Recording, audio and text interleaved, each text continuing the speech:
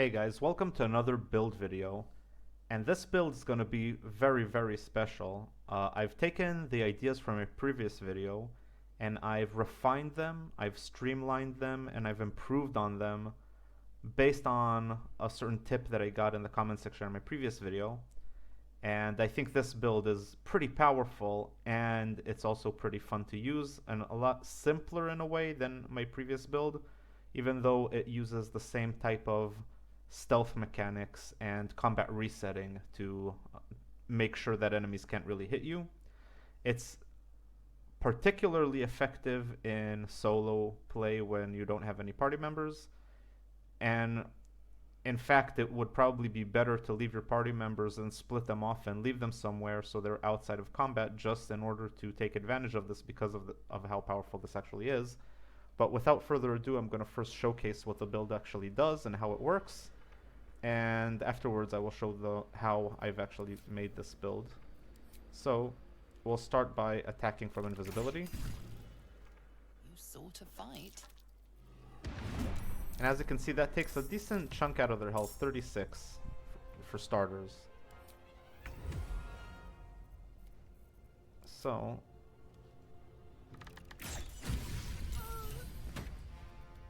let's get rid of a few more of these guys.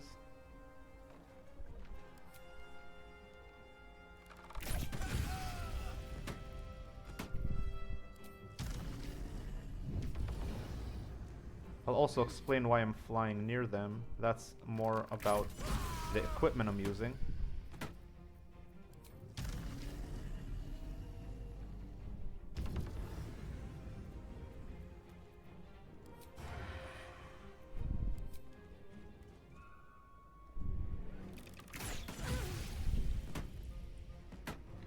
So okay, that was 55, 80, 55, 80.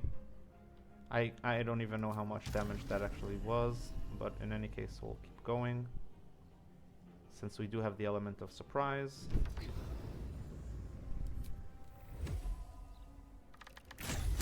And that's 109 in one hit. That's a hefty chunk of damage.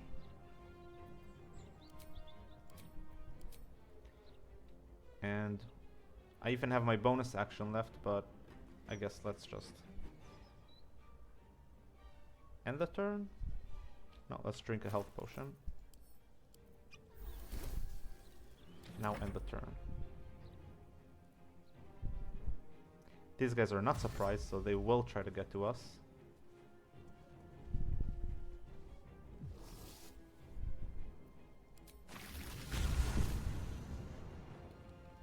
They might even manage to hit us.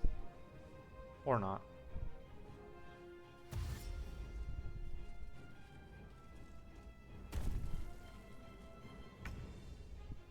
Okay, now we go invisible.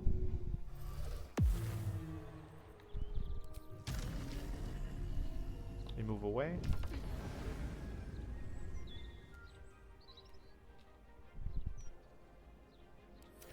And we end the turn.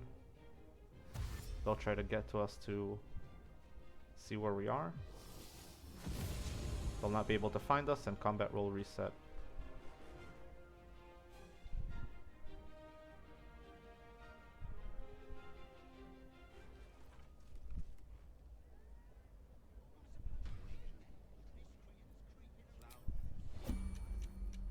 Now we head back in.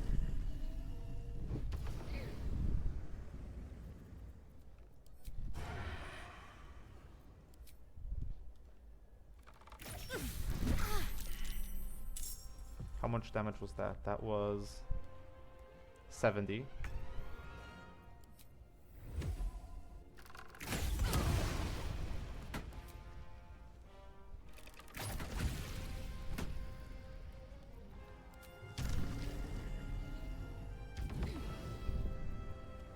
For bonus action, let's do a little stabby here.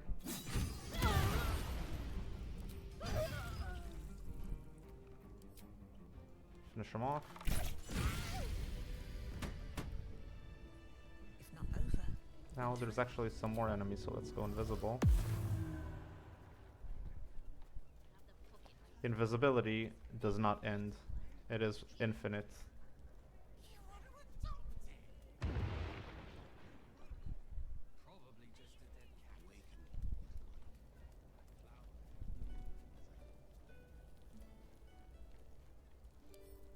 Don't give me We trouble can now. lockpick pretty effectively.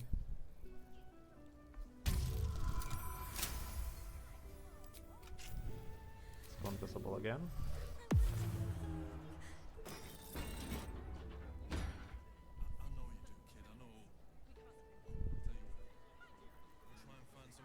And I might actually trigger a fight with the fists, but if they come, they come. I'm exhausted. Okay. Let's do that.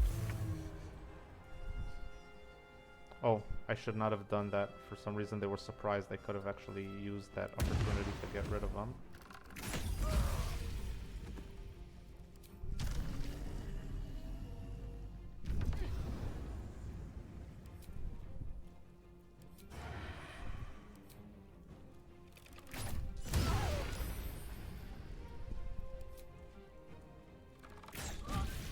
Yep.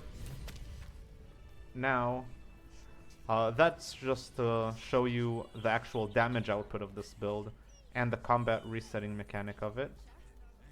So again, the combat in order to reset combat, you go invisible. You then move away from the point where you became invisible. It's gonna leave an after image where they saw you go invisible. They'll try to investigate. They will not be able to detect you because you're no longer there, even though they cast Detect Presence. You're not going to be in the radius of their Detect Presence. Therefore, they give up, combat ends, and then you can attack them from outside of combat once more. And now to the actual build itself. For your race, you must take Duergar. This entire build is based on an innate racial trait that Duergar have, so Duergar is a must. So for race, you would want to take Dwarf, Subrace, Duergar. For class, on level 1, we want to take Ranger, just because Rangers get proficiency in literally everything. So Rangers have already proficiencies in all types of weapons, light armor, medium armor, and shields. And for favorite enemy, we're going to go for Ranger Knight, so that we will also have proficiency in heavy armor, thus allowing us to have proficiency in all types of armor, shields, and all types of weapons.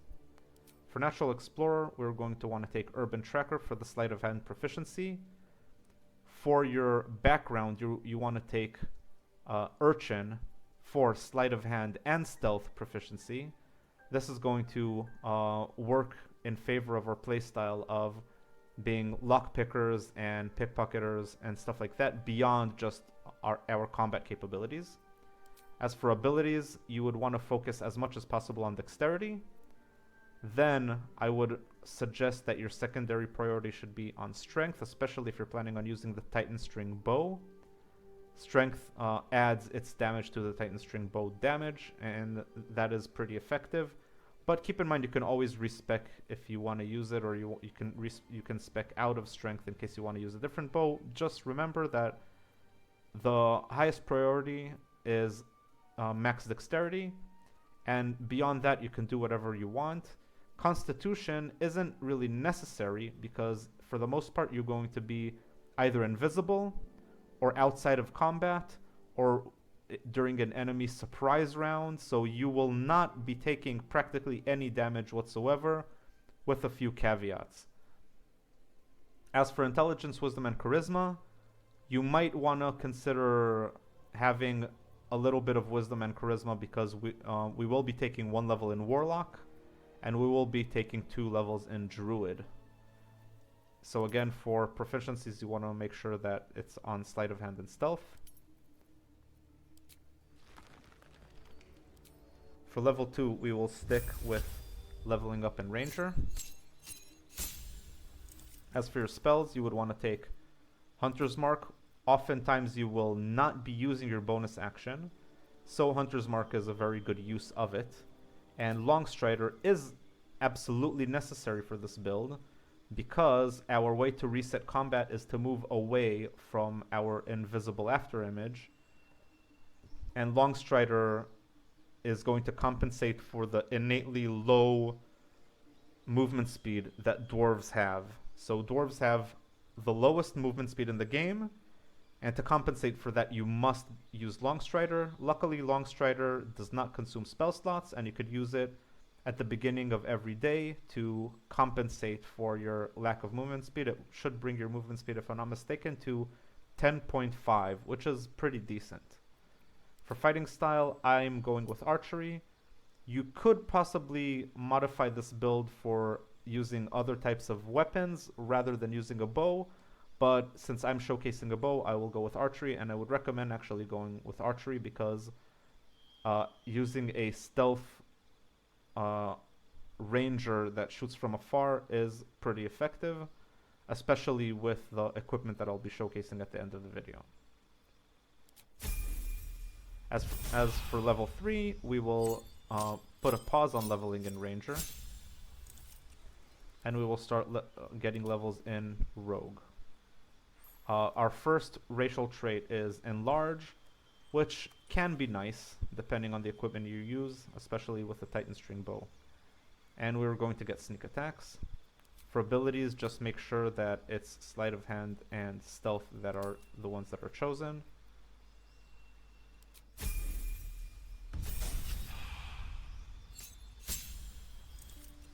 For level 4, we get to use Disengage as a bonus action and Dash as a bonus action, both of which are really, really nice.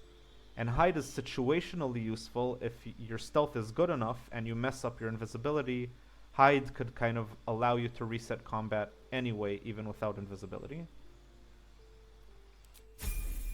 Now at level 5, we will be taking the Assassin subclass. For the action and bonus action reset at the start of combat. For the guaranteed critical attacks on all enemies that we attack on the first round of combat, you already saw how effective that was. And the initiative, which allows us to play first, which is also extremely important in this build. And the more dexterity you have, the higher your initiative is, to the point where you could actually play before even some of the highest initiative enemies in the game, allowing you to cheese many boss fights that otherwise would be very difficult.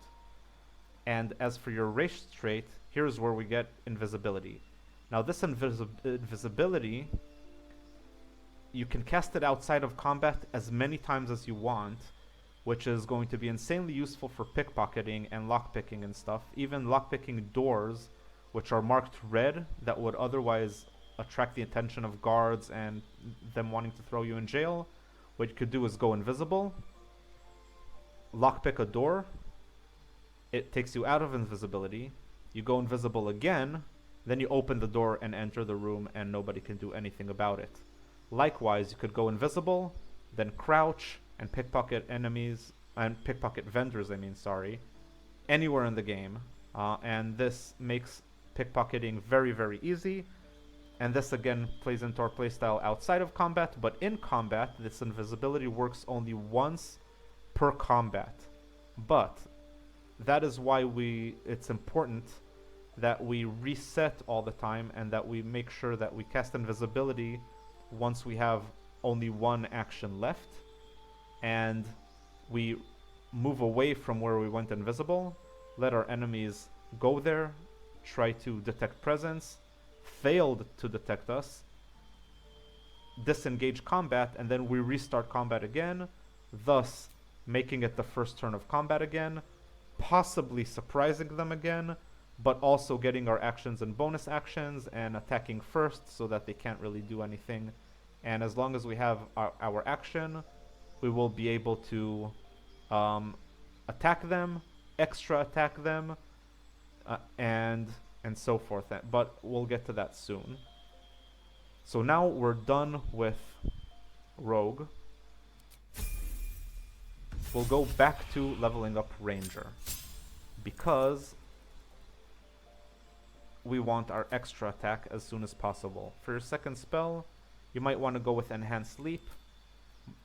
This is a really great way to allow you to gain distance from where you went invisible in order to reset combat, but it's not really necessary. You could just walk far enough away and that would still do the trick. Otherwise, Speak with Animals is a very decent option because it does not consume any spell slots, and it's really good for RP purposes. Otherwise, you might want to take Fog Cloud in order to cover your ass in case you mess up with the invisibility stuff, because it creates an area where enemies are pretty unlikely to hit you in. We will go for Gloomstalker. This allows us to have an extra attack on the first round of combat, which is always going to be the first round of combat for the most part. So we will always be getting one extra attack. And we're not going to replace any spells. So with Dread Ambusher and the extra attack, you attack from outside of combat. That's one attack. You then have an extra attack. That's two. And then you have Dread Ambusher. That's three. And all of these without wasting your action or bonus action. You could then use your bonus action to hit them with a melee weapon, or you could use it to put Hunter's Mark on somebody, or you could use it to dash and then use your action to go invisible, disengage from combat, let the combat end, and then again you start combat again. You get Dread Ambusher, you get 2 attacks, and rinse and repeat. So we're not going to use any spells.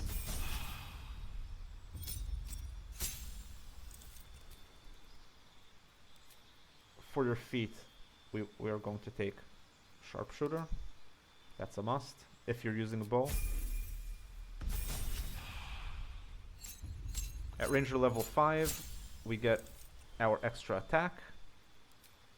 As for spells, take whatever you want. I would take Pass Without Trace. This is another way to cover your ass in case you mess up with your invisibility, and since you can only use invisibility once per combat, if you get revealed during combat such that you can't really disengage, then Pass Without Trace is your only way out of it. You use Pass Without Trace and you hide and hope for the best, or stand inside of a fog cloud and hide, and hopefully if you cast Pass Without Trace as your concentration spell, well, it's going to get negated with invisibility. But anyway, there aren't that many better options, but choose whatever you will. Actually, it doesn't really matter that much. I would recommend Pass Without Trace.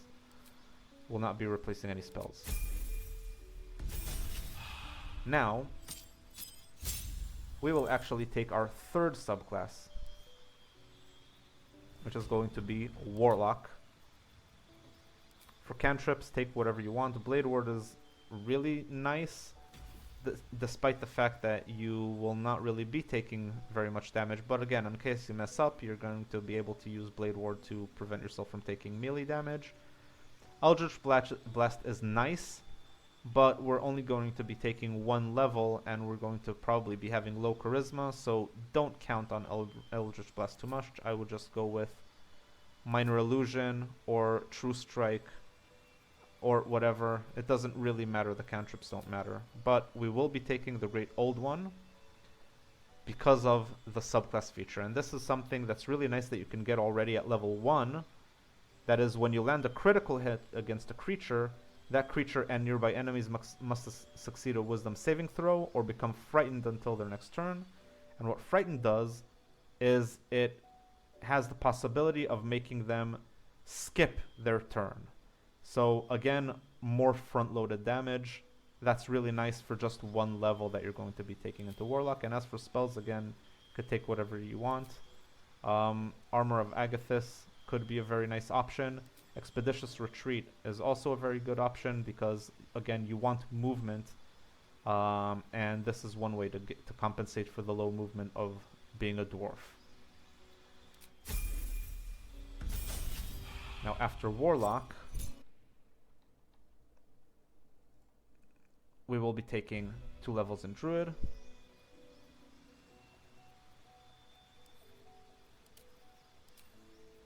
You do not want to take Shillelagh, and you do not want to take Thornwhip. So possibly Resistance, and definitely Guidance. For prepared spells, again, take whatever you want.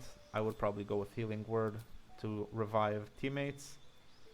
Speak with Animals if you didn't take it already. Maybe Fairy Fire. We're not going to be using any of these spells, so it honestly doesn't really matter.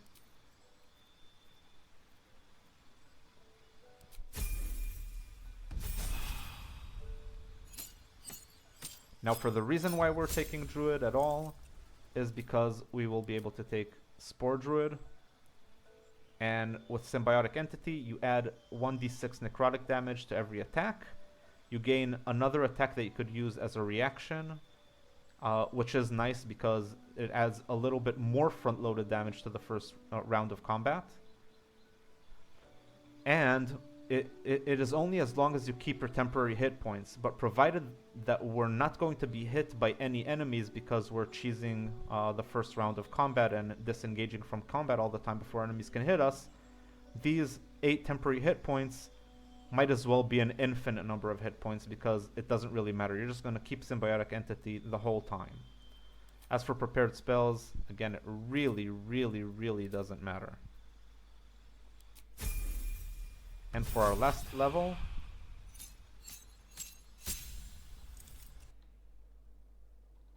we will be going back into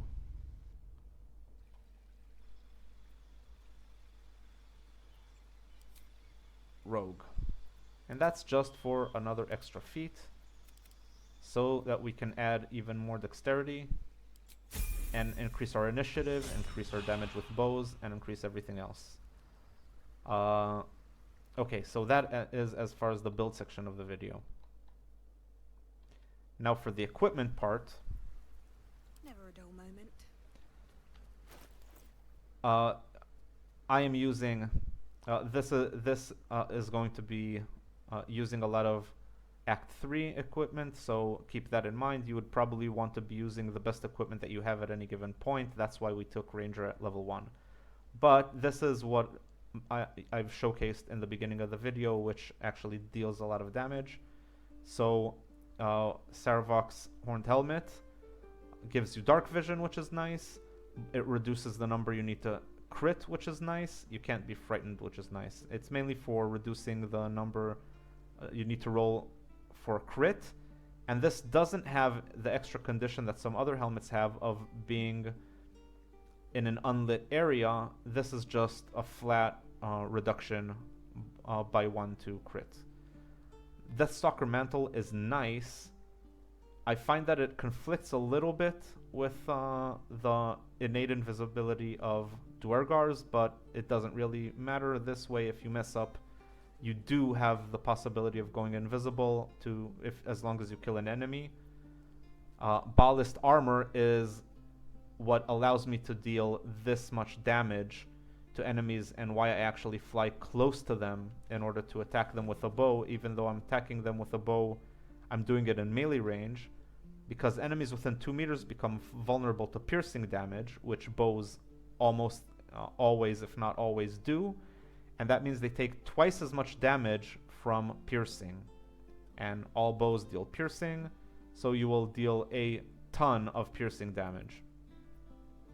I'm using Helda's Gloves just to add 1d6 fire to our attacks as well. I'm using the Boots of Stormy Clamor to add reverberation on enemies that have a condition on them. And Aura of Murder is a condition, so any enemy you fly next to will have 2 turns of reverberation. Reverberation basically adds them a penalty to saving throws, making it more likely that you hit them. And eventually they also take thunder damage and fall prone when you hit them. And also inflicting them with a condition is why I'm using this bow rather than the Titan String bow, because on a hit it possibly inflicts them with Guiding Bolt. If it does, then it adds another 2 turns of reverberation.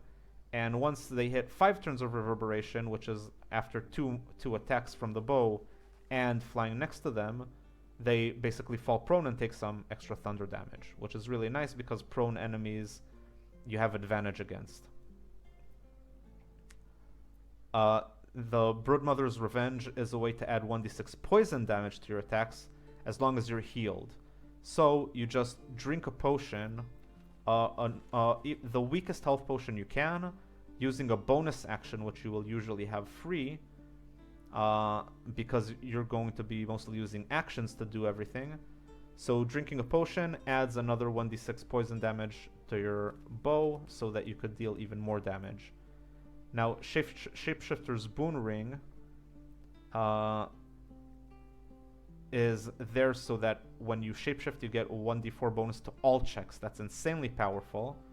Now, once you enable it, you can actually switch out of it into Caustic Band, which adds just a flat 2 acid damage to your attacks as well.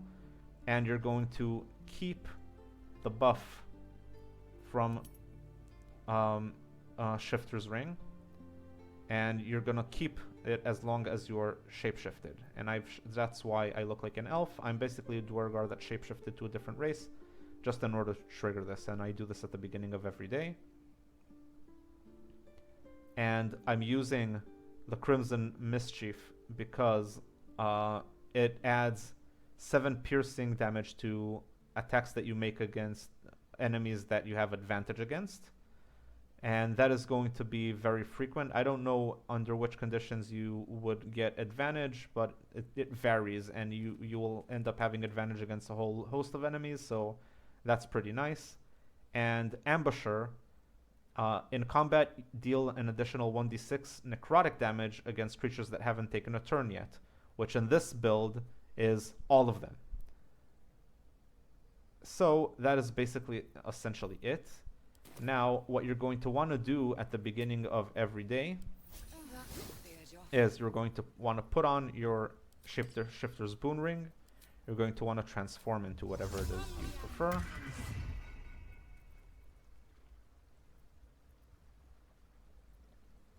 Switch back to the Caustic Band.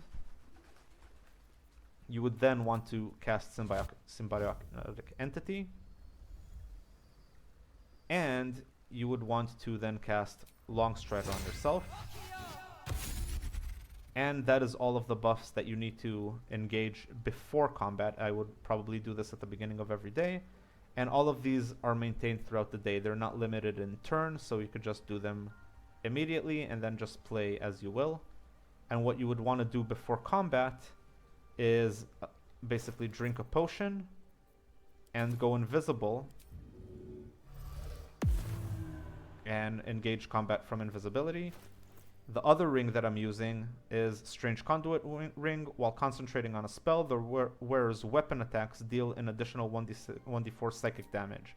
So, invisibility is the racial invisibility is a concentration spell, so your first attack before you break invisibility is going to be taking advantage of the 1d4 psychic damage.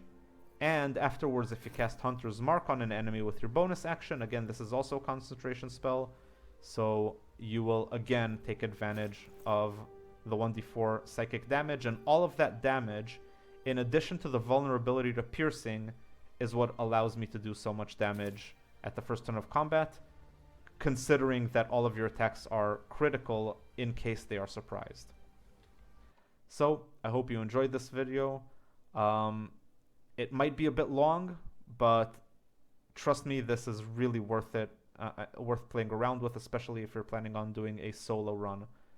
Have a good one, guys.